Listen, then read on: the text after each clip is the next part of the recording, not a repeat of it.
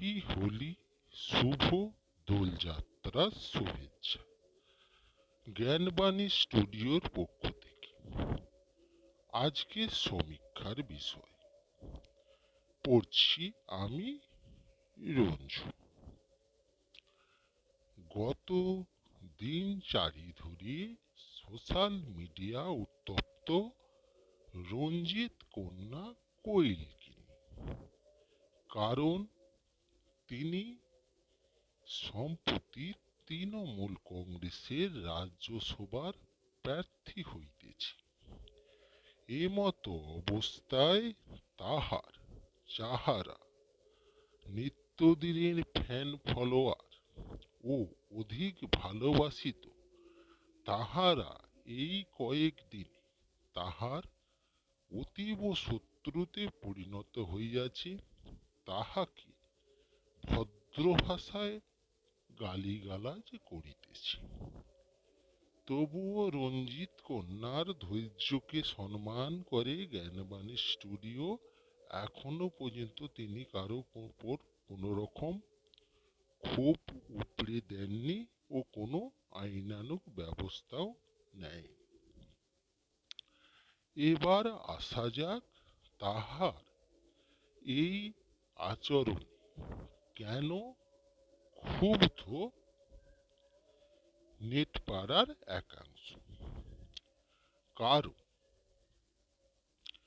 যেহেতু রঞ্জিত কন্যা কোয়েল দাঁড়িয়েছে তৃণমূলের বিরুদ্ধে, সরাসরি নেটপাড়ার তৃতীয়াংশ লোক, 4 ভাগের মধ্যে তাহারা কোয়েলকে ঘৃণা করে নাই, করিতেছে তাহার যে দল সেই তৃণমূল কংগ্রেসকে। তাহাদের বক্তব্য, যে দল চাকরি চুরি করিয়াছে, যে দল দুর্নীতি করিয়াছে, তাহার প্রার্থী কেন কোয়েল হইবে। তাহাদেরও যুক্তিকে সম্মান করিতেছে জ্ঞানবাণী স্টুডিও। ঠিকই কথা।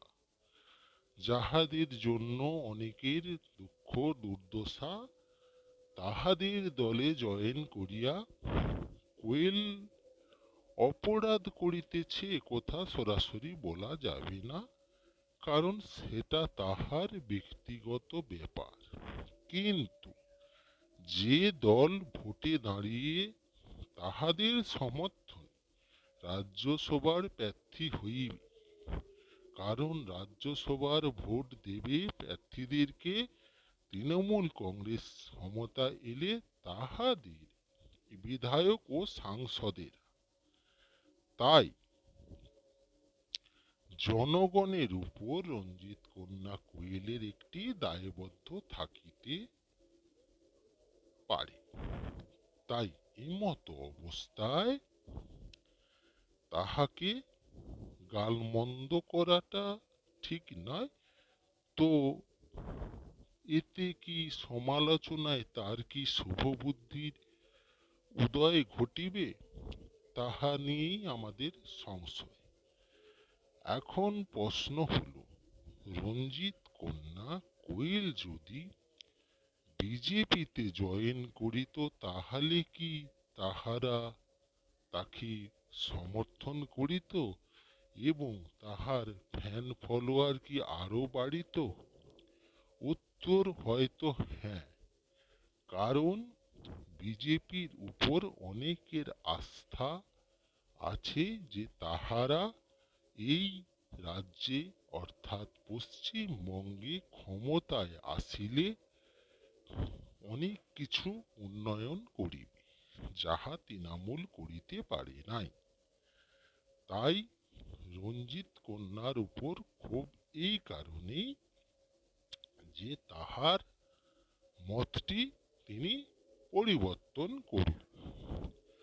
কিন্তু সম্প্রতিকালের সমীক্ষাতে যদি দেখা যায়, সেই দোলবদলু রায় কিন্তু এখন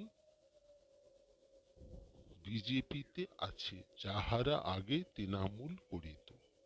নেটপাড়ার মানুষজনকে জ্ঞানবাণী স্টুডিও ভাবিয়া দেখিতে কয়, আপনারা ভাবিয়া দেখো, সেই শুভেন্দু অধিকারী থেকে সজল ঘোষ, তাহারা সকলেই কিন্তু আগে তৃণমূল করিত, এখন তারা বিজেপি করিতেছে। তাহাতে কি রাজ্যের কোনো উপকার হইয়াছে? যাহারা বিজেপির নেতা, তাহাদের ছাড়া বাকিদের কিছু উপকারই হয় নাই।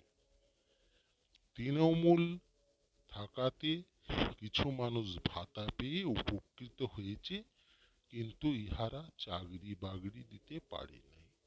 এটিও কিন্তু সমর্থনযোগ্য নয়।